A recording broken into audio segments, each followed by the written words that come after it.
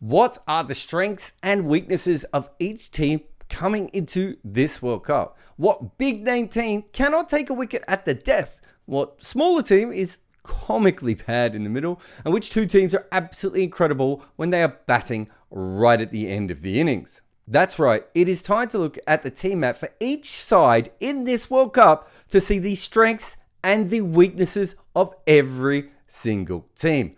Quite literally, we'll be looking at how each side shapes up. This is the first installment of our World Cup team maps.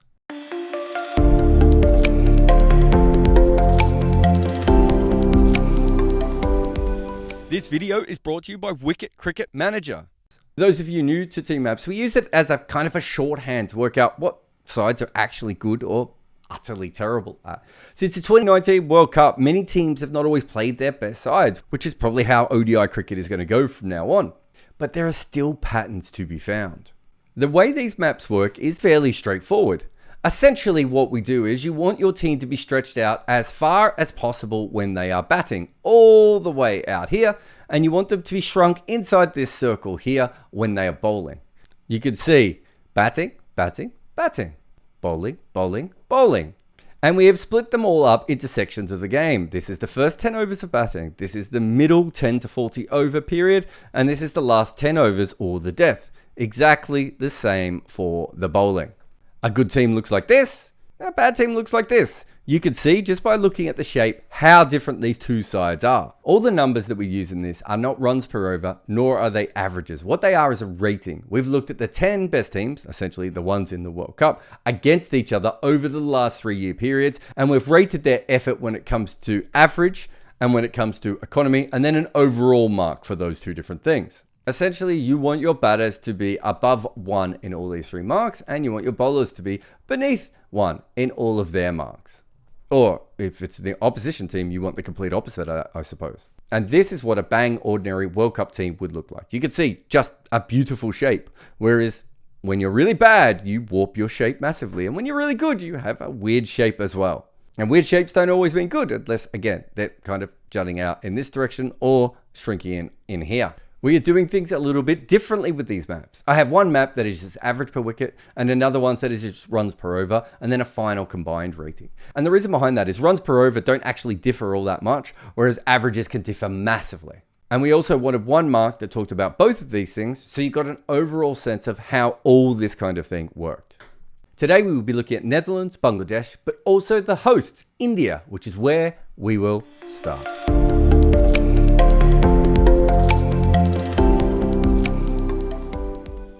The Indian team is in the middle of an existential white ball crisis. They are a fairly defensive team, and ODI cricket is being dragged by England, Australia, and perhaps even South Africa into this uber attacking model.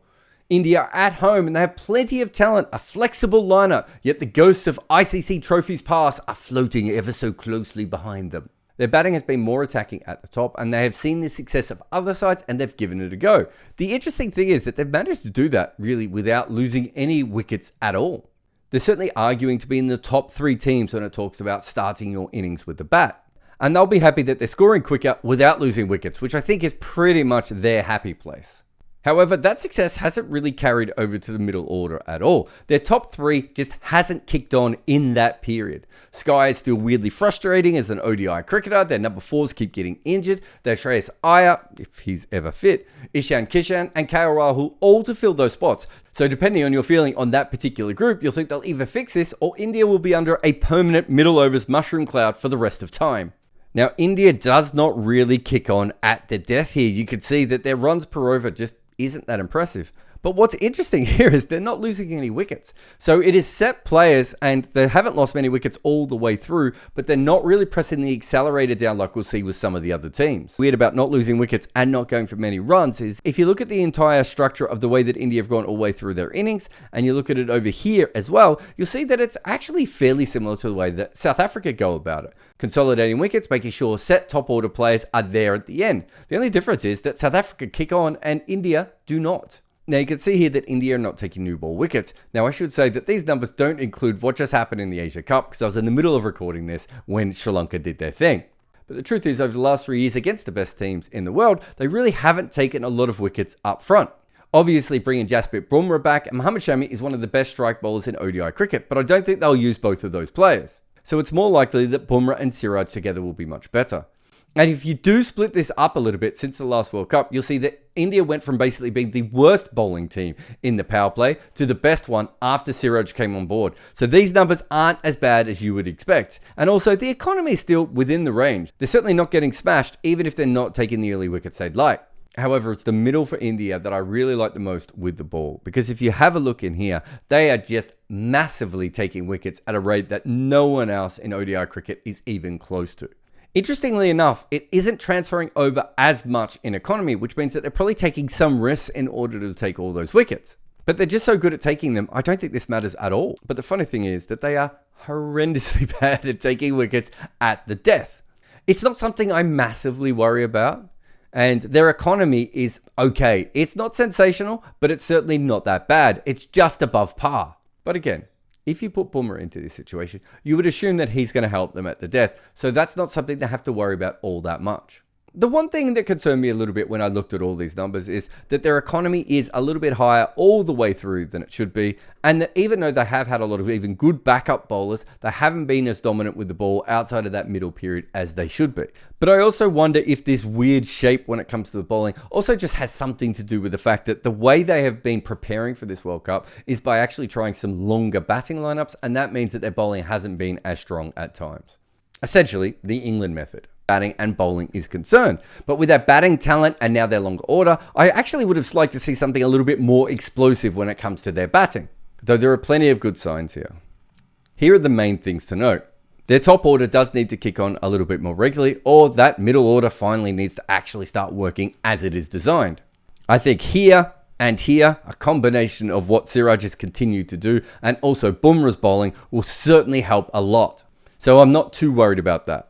Overall, I don't have any massive issues about this Indian side, other than the fact that I kind of fear if they do lose a game or two or get themselves in a tricky situation, they might go back to that defensive mindset that they've used quite a bit. But for a team this good, at home, who are favourites, it is weird that there is not more hype about them actually just winning this tournament.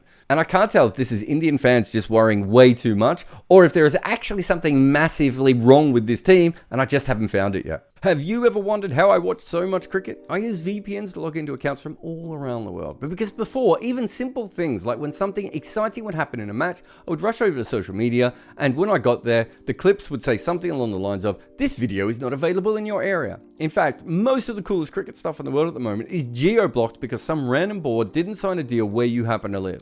If you're a hardcore cricket nerd, the only way is to have a VPN, and we suggest Surfshark.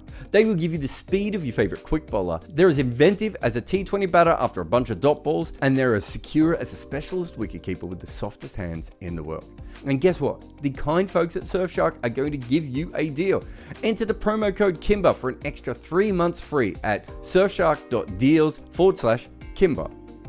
There are probably other things that Surfshark can help you with, like data and identity theft and traceability and intrusive advertising. But for us, it is our best weapon against the evil cricket geo-block. Go to Surfshark and type my name in, KIMBER, and get 3 months free today.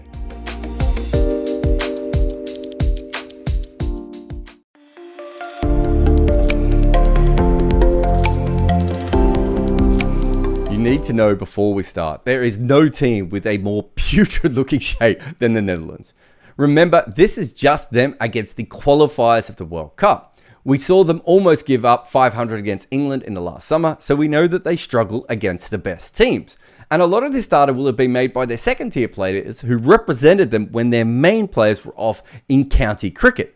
However, it was also those same players who actually qualified them for the World Cup. With the bat in the power play is by far their strongest period. You can see here with the average, they're slightly below par, but not too bad for them.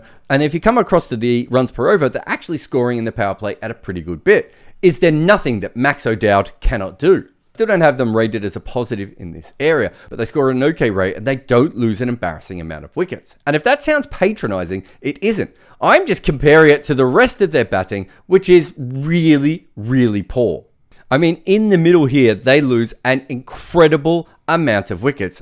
I mean, to go from a decent start to basically nothing in a couple of overs is extraordinary. And we've also seen this pattern hold up in some of the T20 World Cups as well. Their middle order just hasn't performed as well over the last couple of years as it should have in white ball cricket. However, they still have a lot of talent there. Colin Ackerman, Scott Edwards, Baz de Leader, Roelof van der Merwe. So I would hope they wouldn't be as bad as we see here. I would think it would be almost impossible for them to be as bad as we see here. And of course, losing a little bit of wickets at the top and then losing a lot of wickets in the middle means that by the time they get to the death, they are essentially not batting. This is just tail-enders trying to hold on. And as you can see, the tail-enders are not at all holding on. And the same pattern goes with the runs per wicket. They start quite well, they get very slow, and by the death, they can't kick on at all, and they're the slowest team at the death by a distance. I have them as the 7th best team in the power play, and then they are the worst in the middle and the worst at the death. And just like with the bat, with the ball, they start great. In fact, they start even better with the ball than they do with the bat. They are certainly a well above par team when it comes to power play bowling. Only England and New Zealand take more wickets at the top than the Netherlands do. And it's also worth saying that they don't go for a lot of runs either. So it's not as if they're overly attacking and getting away with it. Overall, the numbers actually have them rated above England, but I would say they were probably the 3rd best in that last 3-year period. Although, as I just said, India have got a lot better over the last little while. But even if they're like the 4th best team in the power play over the last couple of years, who would have thought an associate team, and the Netherlands specifically, would suddenly become such a force when it comes to new ball bowling? They just have so much talent in this position. But unfortunately, we do have to go all the way out here. This is the most outlier that we have in all of our team maps. I mean, you can see we could barely even fit them onto this map itself. And the reason that they are so far out here is because that they average 72 with the ball as a team between overs 10 and 40 when bowling. Essentially double what the other teams average. They do not capitalize on this great start at all. It just goes absolutely to hell. And teams don't smash them here. If you come to the economy, they're a little bit fast, but they're certainly nothing bad. They're not even the most expensive. There's one team even more expensive than them in these middle overs. But what it shows you is that their spinners do not take any wickets. Now, of course, there are circumstances for this. They lost Peter Saylor last year to retirement, and to be honest, they probably lost him before that because his back was not allowing him to bowl the way he should be. And if you look at the squad that they have now, they have a lot of spin bowling options available to them, but I'm not sure that any of them are really good wicket-taking spinners at this moment. And because they don't take any wickets here, it means that every team who plays them has an extraordinary amount of batters available for the death. And that becomes a problem when you can see they're bowling quite well in the power play. They are holding the line a little bit in the middle, and teams are just absolutely punching them in the face over and over again when they are bowling at the death. And these two numbers are a shame because I do think they have decent death bowling options to them. But when you're not getting any wickets all the way through this period, it just means that there are so many set batters who've been knocking the ball for around a while. And once they get going, they just completely explode you. Overall, they have the worst rating of any team in my system. And they are significant, and they are a significant distance from the second worst team as well. Now, as I said at the start, some of this is just when their players were available for their biggest games. But they did definitely struggle against the better teams. They had a great qualifier and they definitely deserve to be in this World Cup. But when we did see them play against some of the better teams, they didn't always stand up. If this World Cup was actually outside Asia, I would have less of a concern with them. But specifically, they are very bad at playing spin when they are batting, and they are very bad at bowling spin. This is a World Cup in Asia. I just don't know how well the Netherlands are going to go here.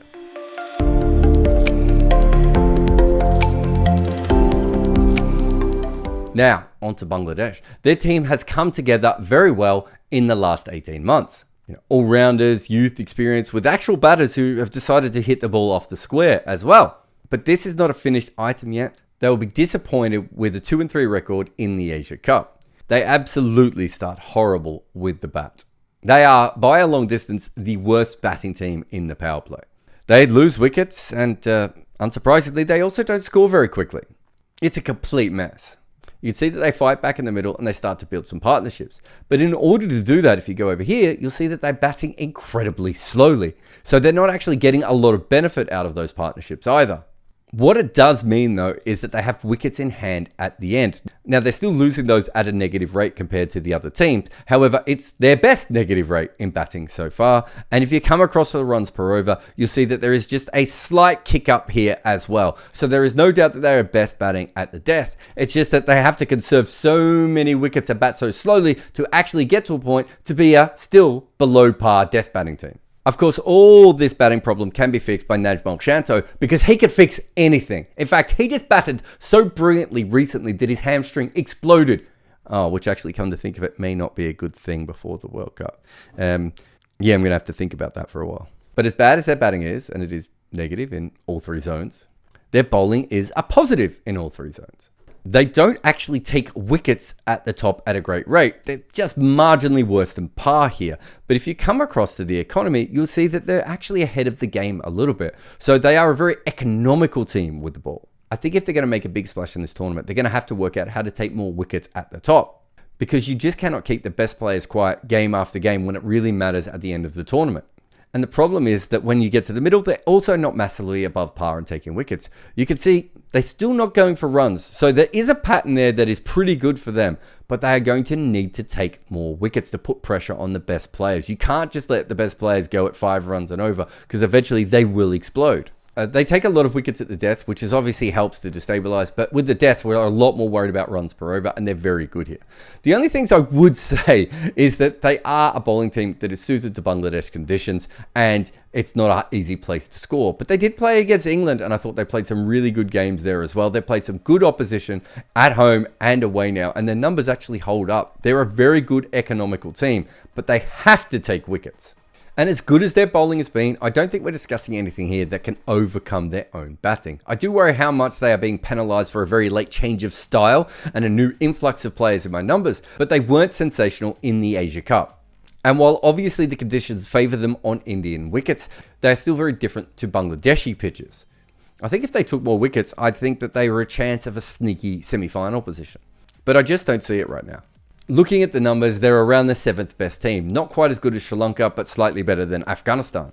And that seems pretty fair. Although, as always with Bangladesh, I want to believe.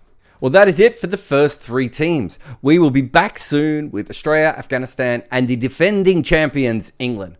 So comment, like, subscribe, and share. This is the start of our World Cup campaign. We are not aiming to win the tournament, but we would love to just play in a semi-final if at all possible. So come back here for the global perspective on the biggest tournament in cricket.